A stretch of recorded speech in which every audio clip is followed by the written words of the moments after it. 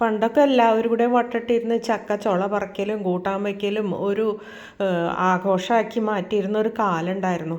പക്ഷേ ഇപ്പോൾ ഒറ്റയ്ക്ക് വേണം നമ്മൾ ഈ ചക്കയൊക്കെ നന്നാക്കി എടുക്കാൻ. പക്ഷെ ഒരു ഗുണം കിട്ടിയിട്ടുണ്ട്. ഫ്രിഡ്ജെന്ന് പറഞ്ഞ വസ്തു നമ്മളെ വീട്ടിൽ വന്ന് കയറിയതിന് ശേഷം എല്ലാതും നമ്മൾ വേവിച്ച് ഫ്രിഡ്ജിൽ വെക്കും. പിന്നെ തിരിച്ച് എടുത്തിട്ട് കറി വെക്കുന്നവരുണ്ട്, അല്ല കറി വെച്ച് ഫ്രിഡ്ജിൽ വെക്കുന്നവരുണ്ട്. അങ്ങനെ പല സൂത്രങ്ങൾ നമ്മൾ സ്വായത്തമാക്കിയിട്ടുണ്ട് ഇപ്പോൾ.